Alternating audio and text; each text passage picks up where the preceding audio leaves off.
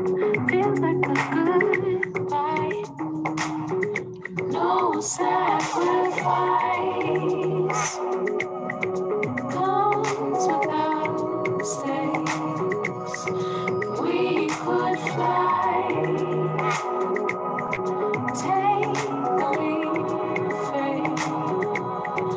Look inside.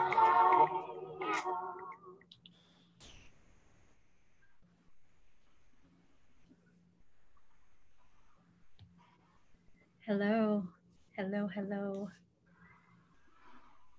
We're just making sure that we are all here. Michigan Environmental Justice Coalition proudly presents the 2020 Summit. Every day, water warriors fight for the access to fresh, affordable, clean drinking water. Every day, climate justice advocates and activists take action for a cleaner, better world for generations to come. Every day, there are people across Michigan and the nation that use their time and energy making great sacrifices to save the Great Lakes from an oil spill by Line 5 or Line 3. And the statewide Environmental Justice Summit is a place for our environmental justice activists and allies to come together to learn, grow, strategize, heal, and celebrate together. In a world in which environmental justice communities lead, we thrive. In a world where fossil fuel executives pay politicians to win elections, we die. So we want to thank you for taking your time today to build together, listen, learn, hear.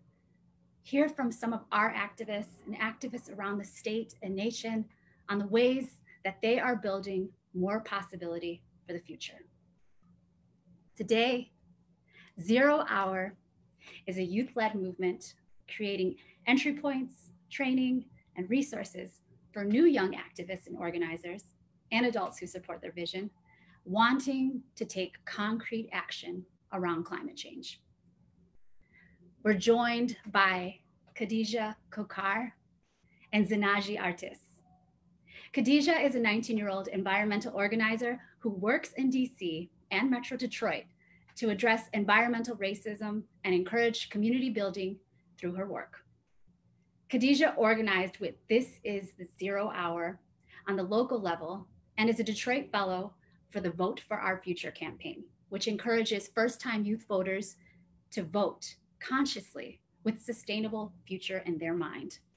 Through her work as a political science major at the George Washington University, much of her career goes aligned with her advocacy and centers around her to strive to fight for a better future. Zinaji Artis is a 20-year-old from Clinton, Connecticut, and the co-founder of the youth climate justice organization, Zero Hour. As director of logistics, he organized the Zero Hour Youth Climate March in Washington, DC in 2018 and helped to coordinate the marches globally. Since then, he organized This Is Zero Hour, the Youth Climate Summit in Miami, Florida in July of 2019, and the Global Climate Strikes in Providence, Rhode Island, with the Sunrise Movement last September. Zinaji has also led the efforts to establish Zero Hour's International Climate Justice Education Campaign, Getting to the Roots of Climate Change. And he is now leading the Vote for Our Future campaign for Zero Hour and as the policy director. So without further ado, I'd like to introduce you to these two activists that are going to share an amazing session with us for the 2020 MEJ Summit. Thank you. Thank you so much for that introduction. We are so excited to be here with you all today. And we're going to be talking about climate justice education today and our campaign to fight for a livable future. So I am going to share now. And we'll just get right into it. So who we are. So Zero Hour is a youth-led climate justice organization. We started in 2017, and we come from all different walks of life, and we are all different ages. We have college students, high school students, and young people who are even too young to vote right now. And when I started out and when the other co-founders started, we were not able to vote. And we recognized that there is power that can be demonstrated through peaceful protest and through marching, even when we cannot vote for our elected officials who are intended to represent us in the fight for our future.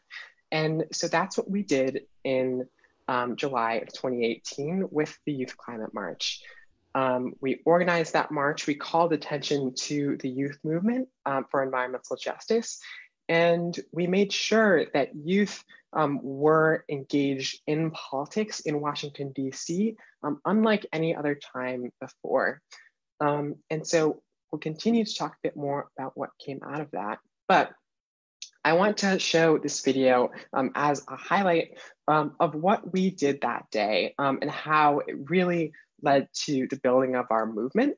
And so this is a video from the Youth Climate March with music by Ariel Martinez Cohen, a song called 2 Minutes to Midnight.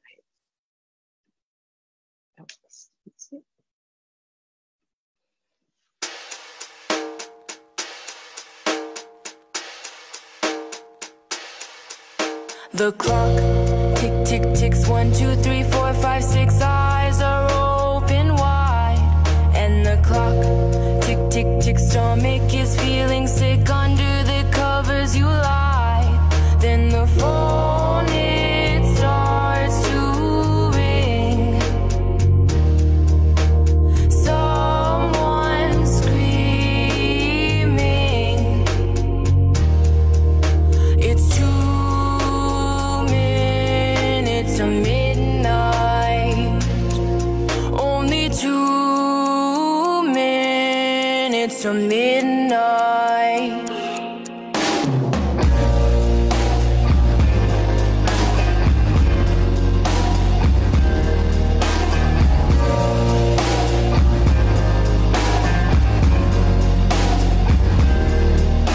The sweat drip, drip, drips down your face to your lips, sitting straight up in your bed.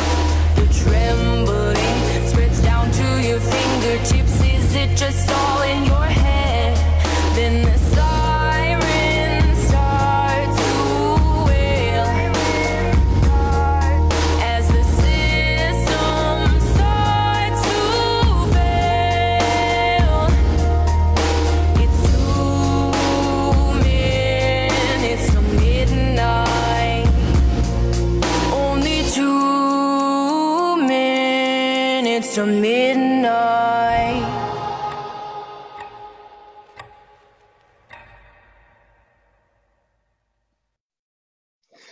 Yeah, so that was the Youth Climate March. We have been sounding the alarm on climate change. We've been saying this is 0 hour since our founding, and we have run out of time to address climate change. But our movement continues to grow. Young people continue to get more involved every day. And that's what our campaign is all about right now. But I want to talk more about what our guiding principles are and who 0 Hour is. So as a movement, we believe that those who are on the front lines of any movement should lead that movement. Youth leadership is transformational and visionary. Youth must lead because they have always shifted culture towards progress and collective liberation. And we also affirm that climate change is real. Indigenous rights must be honored. Animals are on the front lines. Nature is the most powerful force. Each generation must learn from each other. Black lives matter. And people with disabilities must be included and respected in all of our mobilizing efforts. And so what have we done since the march? Last summer, we hosted This is 0 Hour, the Youth Climate Summit in Miami, Florida. And that was another catalyzing event for action. We were able to start one of our biggest chapters in Miami, and they are continuing to do work today to fight for climate justice in Florida.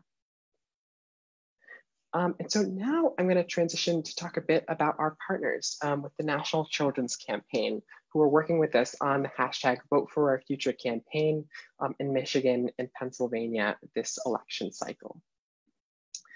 So the National Children's Campaign is a national, nonpartisan, nonprofit organization that is fighting for the 75 million children in the US on issues related to environmental security, health, education, child welfare, gun safety, and many other issues that are affecting the nation's youth.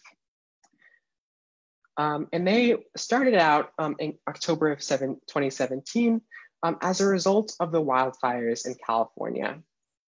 And we now see it's 2020, 3 years later, and we are still having problems with environmentally stressed disasters because action hasn't been taken at the federal level, and bold action is needed to address these problems. And so what have young people been doing about that with the National Children's Campaign? Well, they have a project called Climate Action Resolutions. And you can, if you're a young person watching this, you can actually create a resolution of your own for your school or your school district to respond to climate change in a way that is suitable for protecting the future of students and young people. And so to pass a resolution, you can head to schoolsforclimateaction.org. It's a really great way to have a school take action for sustainability and for environmental justice, because we know that there are a variety of ways to address this issue, and government isn't the only way. And so more about what we've done since the Youth Climate March.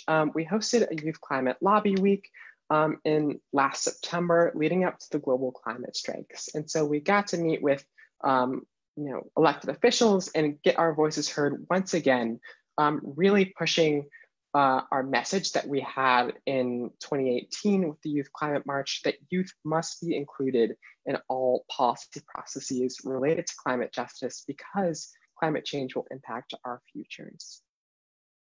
And here are pictures of our young people again. On the left is Senator Schumer, the minority leader of the Senate. And those are our organizers there. Then I'll pass it to Khadija to talk a bit about the youth climate strikes. Yeah, so I don't know if everyone here remembers the climate strikes that happened in September, the largest global climate strikes ever. And so Zanaji and I were both organizers in different parts of, in different strikes, but overall,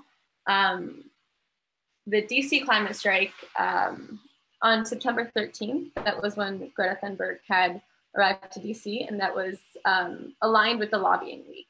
So it was a group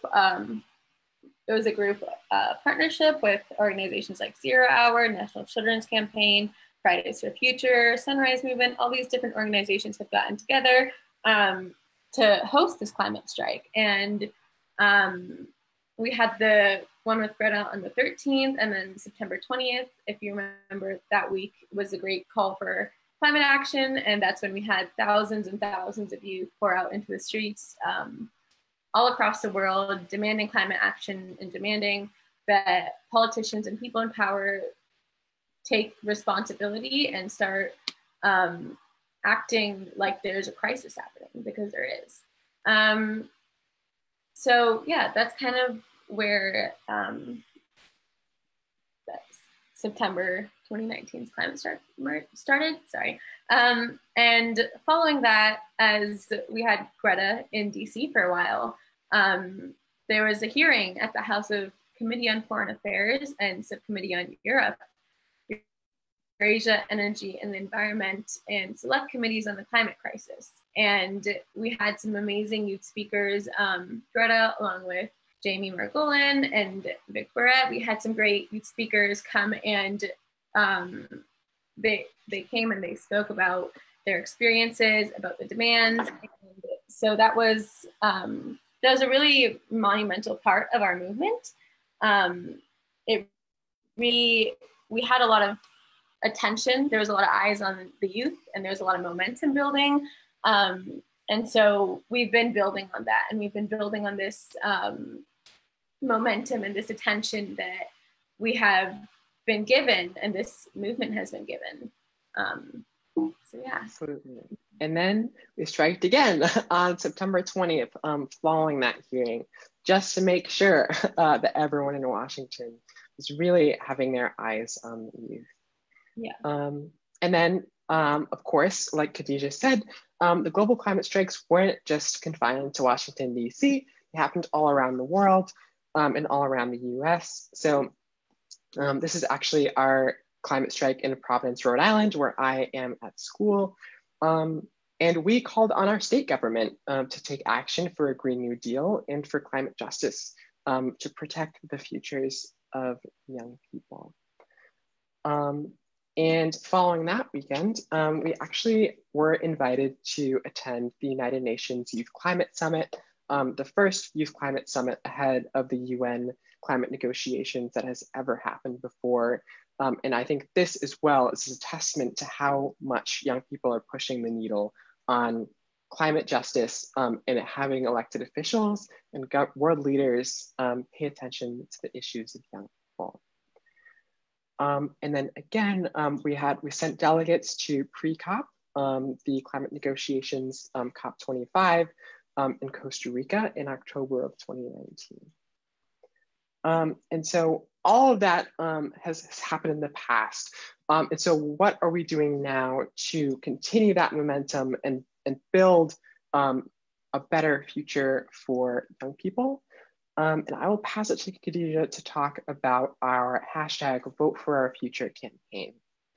Yeah, so the Vote for Our Future campaign is a campaign that we launched, correct me if I'm wrong, July, isn't it? Yep. But it's been launched since July, and its goal is to increase youth voter turnout and voter turnout within marginalized communities and encourage them to vote consciously with the environment in mind.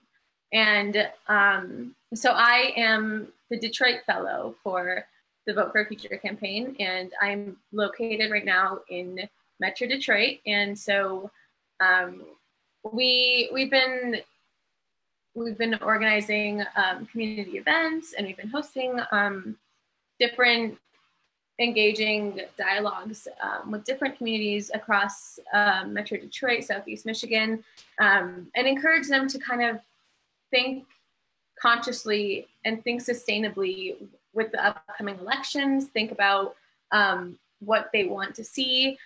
We've also been educating people on what the Green New Deal is, what the Green New Deal would look like in their communities. So that's exactly what we're going to be doing today. We're going to be talking about the Green New Deal in Metro Detroit. So this is the getting to the roots of the Green New Deal presentation, to kind of spread some information, some knowledge on what the Green New Deal is, kind of break down some stereotypes, some false ideas people have of it, and then also explain what the Green New Deal would look like in our communities. So what would this look like specifically in Metro Detroit?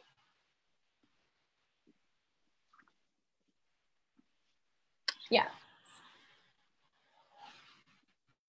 Okay, yes, yep, go for it. Do you want to go? Nope, you're good. Keep going. Okay. So how is the climate changing? So the Earth's global temperature has risen 1 degree Celsius since pre-industrial levels and will continue to do so.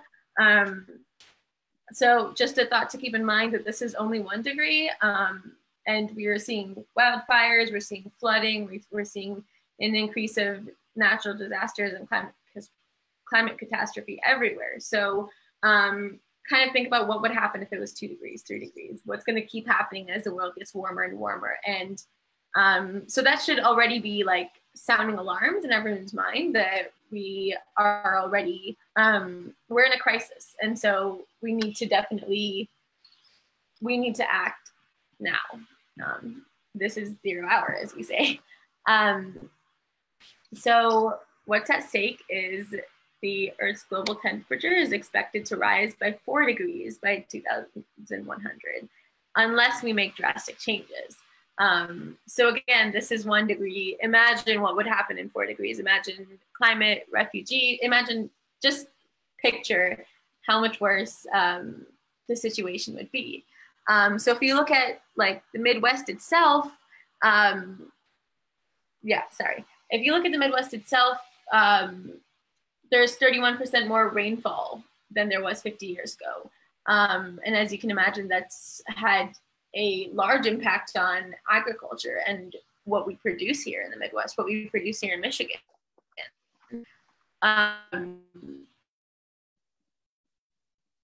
Michigan exports agricultural commodities each year, and 40% of our exports go to Canada, which is our #1 export market. So climate change is one of the most immediate things we can see as a result of climate change, is how it's affecting our crops and our agriculture, and how it's and our food system. So 22% of Michigan's workers work in food processing, farming, agriculture in one way or another. So an impact on agriculture is an impact on our food system and food distribution, and that's only expected to get worse and worse. Another thing is, we all know about the algae blooms in the Great Lakes and how it's been affecting drinking water. We know in general that there's been a crisis with drinking water in Michigan, in Flint, Michigan, in Metro Detroit. And these are all interconnected, and these are all affecting us in more ways than we realize. So that's one thing to keep in mind. And Khadijah, do you want to talk more about the other, in addition to that, some other issues that are already immediately impacting Michigan? Yeah, so some things we can see directly right now are air pollution, water quality, healthcare. So we know that Detroit has, the auto industry has left a lot of pollutants in Metro Detroit. And it's also no coincidence that these zip codes and these communities that are being the most affected by air pollution are Black and brown communities. And like, I believe Black Americans are 3 times more likely to die from air pollutants than their white counterparts. So these are all these environmental issues are interconnected. And when we talk about them, it's important to acknowledge that environmental racism exists, and that undeniably Black and brown communities and Black and brown people are being disproportionately impacted by the climate crisis. We know about water quality and water contamination in Detroit. It's been shutting down schools, affecting education, and affecting the quality of education that children have access to, which also ties into poverty and the ability for a child to have the right care, and an alarmingly high number of increased cancers, asthma, all these diseases and all these crises. All these problems that we're seeing within not only young people, but also older generations as a result of all these other problems happening, as a result of the water quality, as a result of the air pollution, as a result of the lack of access to healthcare. So just a reminder that all of this is interconnected, and everything we talk about in regarding to the climate crisis and other social justice issues are connected in one way or another. Absolutely. And so we've laid out the problems. We've laid out what environmental issues are facing the nation and affecting Michigan specifically. And now we want to talk about the way forward. And we believe, and the youth environmental justice movement believes, that a Green New Deal is a path forward for that intersectional justice, and for building a better future for people on the front lines of the climate crisis. And so what is the Green New Deal? There's a lot of questions surrounding it. There's a lot of uncertainty, but we are here to just demystify the Green New Deal and really talk about exactly what it is. So right now it is a resolution, it's not a bill. And the resolution is to address climate change through a just transition to renewable energy sources. The Green New Deal is a vision for the future. It is a structural change to our entire economic and energy system. It is calling for immediate and crucial climate action, and it is intended to address socioeconomic inequality. So really recognizing that the impacts of climate change and environmental injustice are layered, and they are affecting different people more than others depending on privilege and status in society. And Khadija is going to talk about what the Green New Deal is not. So the Green New Deal is not anti-hamburger. We don't mention cows. There's nothing about cows in the Green New Deal. It's not a loss of jobs. It's actually a creation of new jobs. A lot of economists, people who study economics, estimate that it could make over 20 million new jobs that are safer, permanent, with so 20 million new sustainable jobs for people. It says nothing about not flying cars and going back to horse and buggy. It doesn't talk about banning basic means of transportation. And it's not a decline of our economy. So it supports and creates new industries and puts America in the forefront of green new technological development. These are all propaganda. And so here we're going to talk about what the Green New Deal really is. So Zanajli kind of mentioned it, but the Green New Deal is focused on renewable carbon neutral energy by 2030. It's a just transition for all workers. So as I mentioned, it wouldn't, one thing that people fear is that people are going to lose their jobs and it's just going to cause a huge economic downfall. It's actually expected to do the opposite.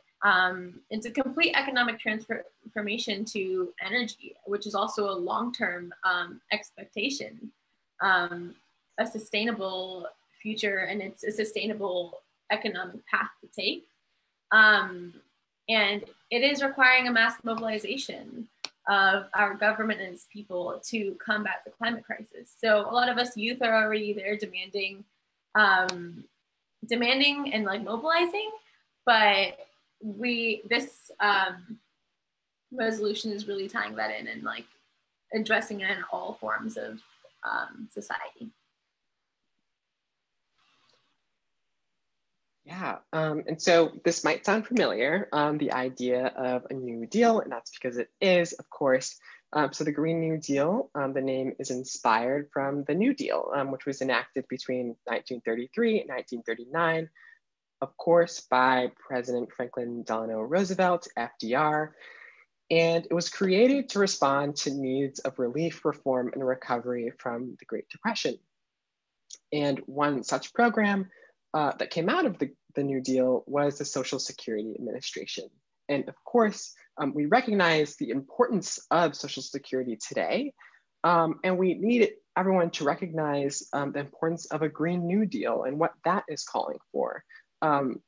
Because there was opposition to the New Deal as it was being proposed. There was great opposition, but we now know that it was successful and people are relying on it, and it has a benefit, decades since it was passed. And so that is what we need to recognize. But there are also key differences between the New Deal and the Green New Deal. So the Green New Deal includes everyone, right? The New Deal was originally designed to benefit white Americans. And of course, we know that Social Security has benefited everyone, but it was originally not intended to. And the Green New Deal incorporates environmental degradation, not just economic development.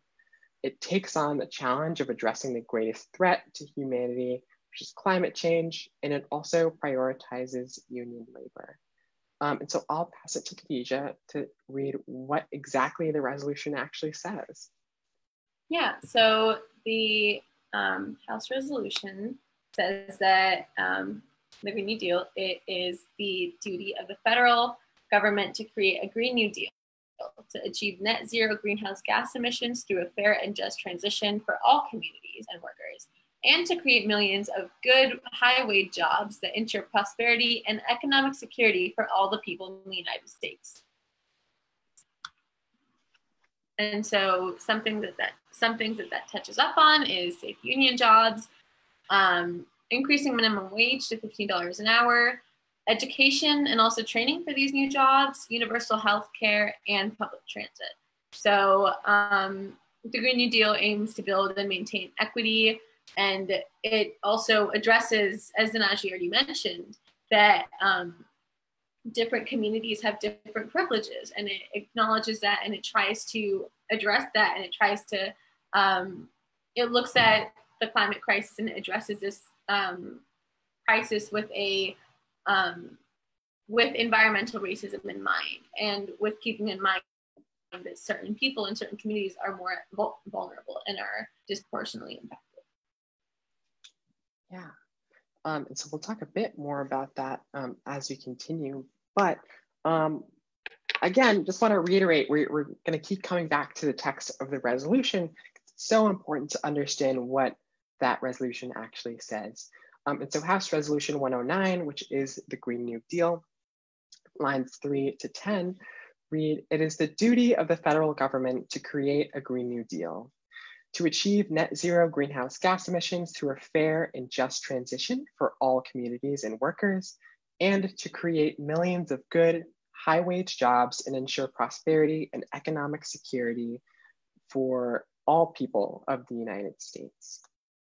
And so, Khadija, do you want to talk a bit more about what this actually means for Michigan and for Detroit? Yeah, so one thing is that we all know that Detroit is an incredibly resilient city, and that Detroit has been through a lot. So the Green New Deal and its just transition Detroit would be a prime example of a city that would benefit a lot from the Green New Deal. It would provide jobs. It would provide. It would really help restart up Detroit's economy. And we see that Detroit already has such a strong and resilient community, as I mentioned. So if anyone remembers that the second round of the 2020 presidential debates were actually held in Detroit, and Detroit already has been on board with, the people of Detroit have been on board with the Green New Deal and with demanding climate. As we see from those debates, we had Indigenous people, Black and Brown, people from all these communities in Detroit come together and create the Frontline Detroit Coalition. And they were pushing for radical transformation on how the city functions. And they were demanding that we pivot from relying on fossil fuels and create jobs that are rooted in green and sustainable economy. And so we can already see that, like, Detroit is ready for the Green New Deal. Detroit is a prime example of a city that would benefit so greatly from this resolution. And so, yeah. Yes, absolutely. And I also want to add, to really get into the fine point of what it means when it says through a fair and just transition for all communities and workers. So of course, the fossil fuel industry makes a lot of money off of everyday people in Michigan. And a lot of people are employed by the industry. And so what does that mean for people who are already working with the fossil fuel industry, who've had families, generations who've worked in coal or in natural gas? What does that mean for all of those people when we're transitioning to net zero greenhouse gas emissions? Well, a just transition guarantees those high wage jobs. It guarantees training for people for a new field and a new green energy economy. And so a just transition means not leaving anyone behind when we move forward to a more sustainable future. It means going into those communities who have been most impacted by the fossil fuel industry and repairing damage caused, and offering resources for people to recover, offering healthcare, universal healthcare that's affordable for anyone who needs it as a result of the damage caused by extractive economic practices and the fossil fuel industry.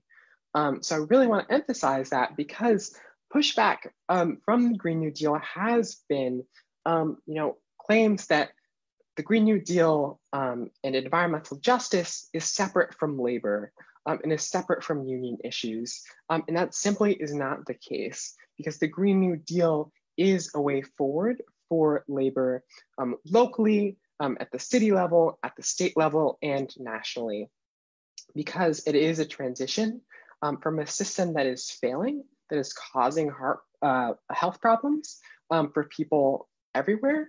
And it is a transition to a sustainable economy that will prosper for decades to come. And so in action, what has actually happened with the resolution? So it was introduced in February of 2019 by Representative Alexandria Ocasio-Cortez of New York and Senator Ed Markey of Massachusetts. And since then, the environmental justice movement has rallied behind the Green New Deal as a way forward for the future. And now I want to pass it to Khadija to talk about what is environmental injustice and who are the communities we're talking about when we talk about why we need environmental justice. Yeah, so I know that this has been a conversation or a concept that we've been touching on as we've been going through this presentation. But just reiterating what environmental injustice is it's the concept that certain communities are being disproportionately impacted and affected by the climate crisis. And it's usually communities of color, frontline communities. Here's a list of Indigenous people, low-income workers, the poor, women, elderly people, young people, people who are with disabilities, rural communities. It's different groups and communities that have been affected by the climate crisis more than others. And so it's so important that we bring them into the conversation and we acknowledge that. And when we're coming up with a solution and when we're talking about the Green New Deal and we're talking about sustainable ways forward, we keep that in mind. And we keep in mind that different people are being impacted in different ways and we need to include them in the conversation. So when we're talking about in Metro Detroit, it's, for example, 33% of Black and Brown people are living close to power plants. There's a power plant right outside of Detroit in Ypsi. Ypsi is also a Black city.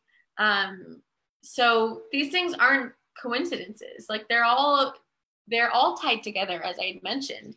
And another thing to remember is white flight plays a role into this. So Detroit has seen a lot of that since the auto industry has crashed. And we see who has been left to pick up from the effects of the industry's crash is Black and Brown communities. And they're the ones who are being affected by the water quality and the air pollution, because people with that privilege are able to leave. They're able to go to suburbs and they're able to just like recreate another community there. But the people who are left picking up the pieces are more often than not communities of color, and more often than not these vulnerable groups. And so when we're talking about the way forward, that's something that we can't ignore and we have to keep that in mind. Yeah, definitely. And so now what does the Green New Deal say about that? The Green New Deal says, quote, whereas climate change, pollution, and environmental destruction have exacerbated systemic racial, regional, social, environmental, and economic injustices by disproportionately affecting Indigenous peoples, communities of color, migrant communities, deindustrialized communities, depopulated rural communities, the poor, low-income workers, women, the elderly, the unhoused, people with disabilities, and youth. So exactly that, the Green New Deal spells it out and says, who are the people on the front lines? Who are the people we need to be looking at as far as economic justice and environmental justice? And that's really huge because that hasn't happened before, where government has passed a resolution explicitly stating that these people are on the front lines. These people are the ones who are being most impacted by this issue. And that's why we are fighting so hard to enact justice for these communities. So what is environmental justice? It is reforming systemic ecological prejudices while being intentional of how policies might impact marginalized communities. And so again, we're going to reiterate what the Green New Deal guarantees and how that is beneficial for those communities that we mentioned. So clean air and water, healthcare, healthy food, and more to everyone in the United States. It guarantees a stoppage of all fossil fuel projects. So no new infrastructure and also a halt to existing infrastructure. It promises to level the economic playing field, which currently disadvantages certain populations by creating those millions of $15 an hour safe union jobs. And this is especially important right now, given the pandemic and the need for an economic stimulus. And a Green New Deal could be that. And lastly, it acknowledges all treaties with Indigenous peoples, respects Indigenous sovereignty, and mandates the free, prior, and informed consent of Indigenous peoples for all decisions that affect Indigenous peoples and their traditional lands. And what does the Green New Deal say?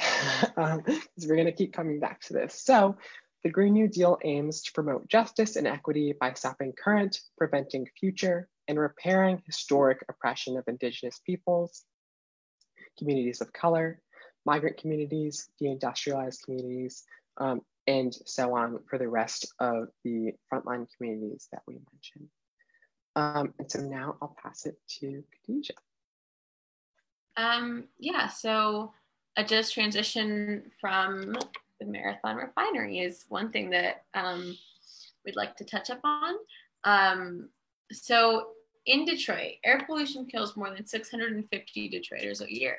The standard of living for people in Detroit is 10 to 15 years lower than in the suburbs. And then in 2019, Eagle, which is an environmental issued at least 9 violations to Marathon for noxious odors and exceeding legal limits on toxic emissions. And so that's a big red flag that has not been addressed nearly as severely as it should be. And also nearly 2,500 children a year in Detroit have asthma attacks linked to air pollution. So my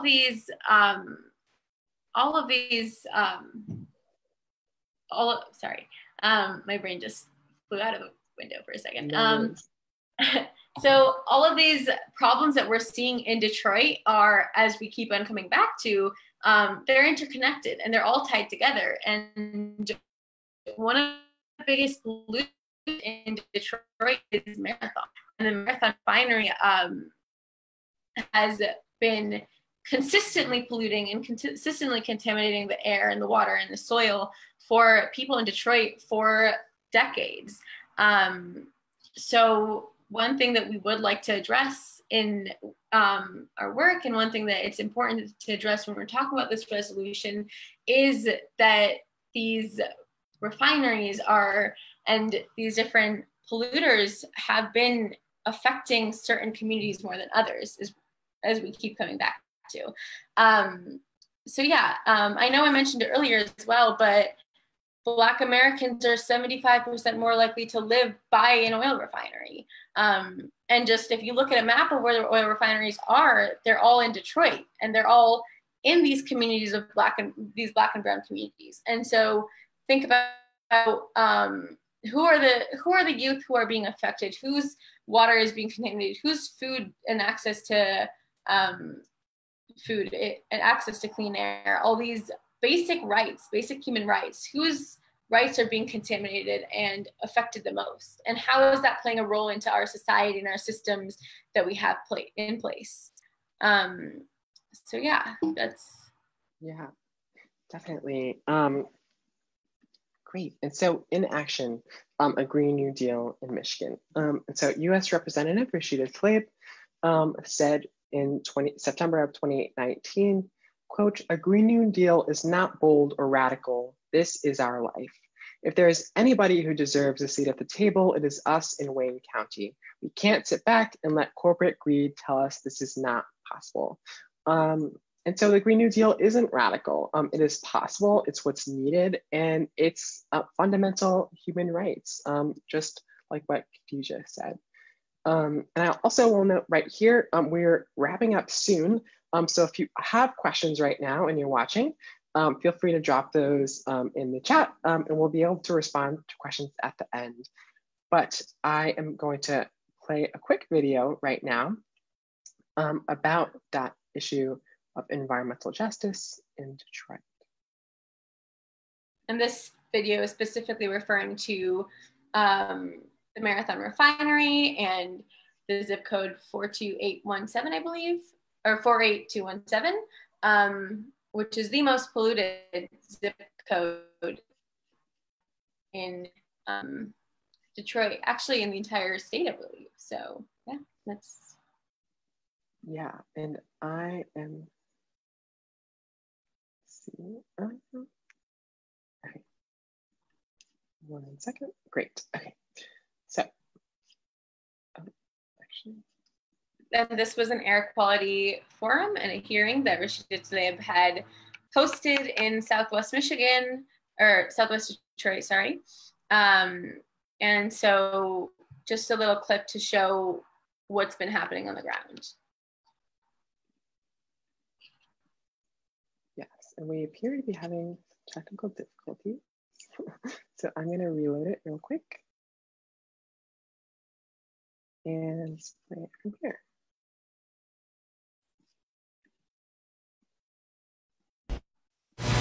Do you swear to tell the truth? A congressional hearing underway at a recreation center in Southwest Detroit. A packed house in a community inundated with pollution from heavy industry, where experts say environmental racism is alive and well, disproportionately impacting this and many other low-income communities of color. And you can't breathe, and they smell toxic, and they are choking you. These are the emissions that we have experienced. Activist Emma Lockridge and so many others here in the 48217 zip code have suffered from cancer and kidney failure, pointing to pollution from so many industries here, including Marathon Petroleum. Marathon, the site of a chemical release last week, their second one this year, which the state is investigating. But U.S. Congresswoman Rashida Tlaib says more needs to be done, so she brought this congressional field hearing to her district. She says Michigan's most polluted zip code. Just last week, residents in the neighborhood surrounding this field hearing were exposed to yet another gas leak from Marathon plant. They're still searching for answers. Marathon says the leak involved slurry oil from a valve that was quickly contained. Marathon saying there was no negative impact on the community from that most recent release, but also admitting they can see why people are concerned. Marathon takes the safety of our employees, our contractors, and the communities that we work in at the highest regard. We have a team of outside specialists that have come in to look at the process that happened. Marathon only part of the problem. The number of plants and factories in such a small area making for a dangerous cumulative effect, and federal clean air laws don't take that into account, instead looking at each individual business for compliance rather than the huge concentration of chemical plants in one area polluting at the same time. It's just dust and particles, and it's not healthy, and it's not okay, and it's only acceptable because it's poor black and brown communities. So environmental racism is very real. But it's not just Southwest Detroit. Testimony on this day about the Flint water crisis as well. Well, the notion that clean air and clean water go together and that low-income communities of color are disproportionately impacted, what the people who live here know as sacrifice zones. Those same people hopeful some federal attention will help make them and their communities safer zones instead. The people at the end of the day are saying, what are you going to do for us? So I think this has been long overdue, and hopefully we'll get something out of this. In Southwest Detroit, Amy Lang, Fox 2 News. Right. Yeah, so of course, can you see this still? The presentation? The presentation's gone, it's just you and me. Let me reshare.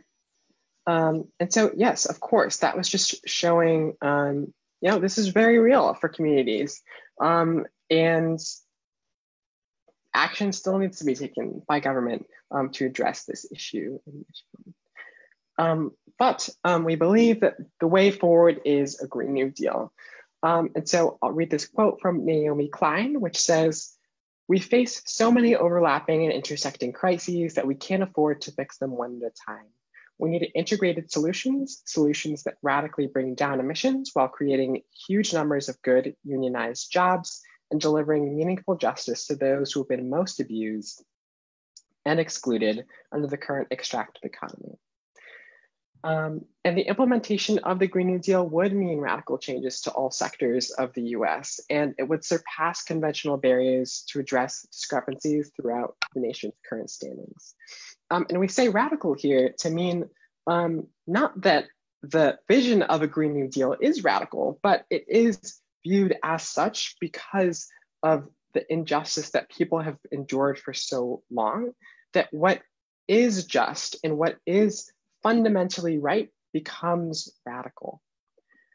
And so a green vision for the future. Green New Deal reads, providing all people of the United States with high quality healthcare, affordable, safe, and adequate housing, economic security, and clean water, clean air, healthy and affordable food, and access to nature. And Khadija, did you want to add anything there right before we go to our action items? I think you nailed it. I think that, yeah, I think we're good. Awesome. So thank you all so much for tuning into this. Now you know all about the Green New Deal. And so we have some next steps for you all. So you can become a 0 Hour ambassador at thisiszerohour.org/donate. There is a donation tab there. But if you scroll down, you can sign up to be a volunteer with us, work on the #VoteForOurFuture campaign, get people engaged and motivated for environmental justice. You can also sign up for updates about our campaign in Michigan and in Pennsylvania at voteforourfuture.org. You can follow our Instagram at thisis0hour and the National Children's Campaign at National Children's Campaign on Instagram. And you can have a conversation with someone about the Green New Deal. We find that relational organizing with people that you know is most effective because it allows people to empathize with people's stories. And it's a great way to make sure you know all about the Green New Deal and see if anyone you know has questions. And you can also host your own community webinar for Getting to the Roots with these slides. You can share knowledge. We believe that it should be shared, that everyone should have access to this information about the Green New Deal. And yes, I will let you just talk about starting a chapter of your own, but this is something that you can do with 0 Hour as well.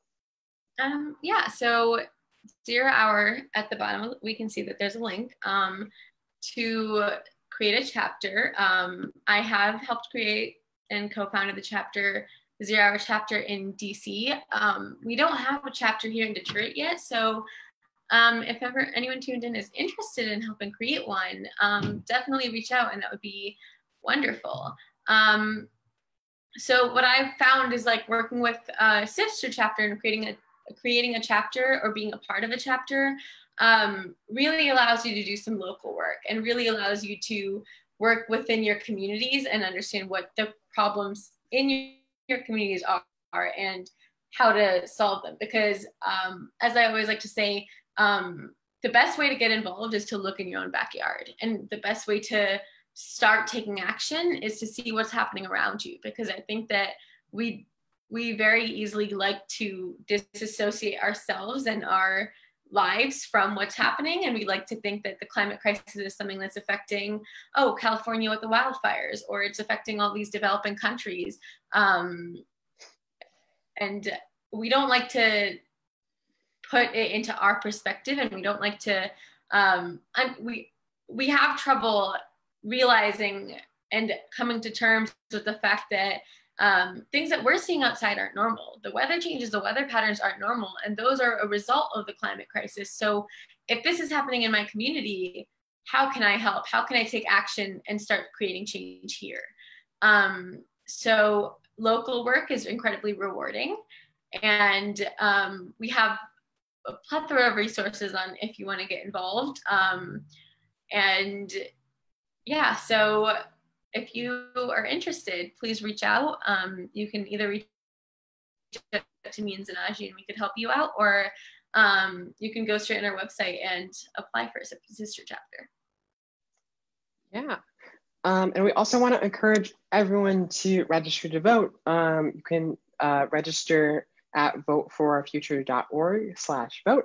If you're watching on a mobile device, you can use that link to go there. But if you're not, if you're watching on a laptop or something else, you can take your phone and click on the QR code using your camera, and that will also take you to the website. And there you can register to vote. You can verify your status, make sure all of your information is up to date in the voter file to make sure that you're able to vote. And while you're doing that, I'll just say our contact information. So you can reach me at Zanaji at thisiszerohour.org and Khadija at thisiszerohour.org. If you're interested in starting a chapter, if you're interested in getting involved in our work, or if you have any questions, because I know we're about to run out of time here, but if you do have questions, email them to us and we'll try to get to some now, actually. So with that, I'll end. I'm dropping our emails down in the chat box. I'm not sure if everyone has access to this, but if not, we can definitely, it's our first names and then at thisiszerohour.org. Yes. And the summit will also, we'll do our part to reshare everyone to all the registrants who were unable to attend and wanted to. Everything's on Facebook as well. So we'll be able to share that information out as well. Wonderful. Yeah. And so I see a question, is a resolution enforceable the way that a bill is? No. So essentially a resolution, when it's passed in the House or in the Senate, as was the case with the Green New Deal, the resolution is essentially a statement from government saying, like, this is a problem, this is a way forward, and it's sort of a general proposal or a vision for what can happen. But a bill would be enforceable in the way that it mandates the end to fossil fuel infrastructure or some of the other things that we mentioned. But we are pushing for that actual legislation to be passed for Green New Deal legislation, but that has not come yet. So thank you for your question, Amelia. And I think that that's all the questions that we have. So we just want to thank you all so much for tuning in. And thank you to the Michigan Environmental Justice Coalition for having us. Thank you for all the work that you guys do. So thank you both for the work that you do. Thank you for enlightening us on this Saturday afternoon in Detroit and on the East Coast. We really appreciate the information. Again, it's all going to be on our Facebook page and website. So I'm happy that we were able to record this and share this information with all of the people who are registered to our summit and beyond. I want to just again let people know you can get more information about the Zero Hour at thisiszerohour.org.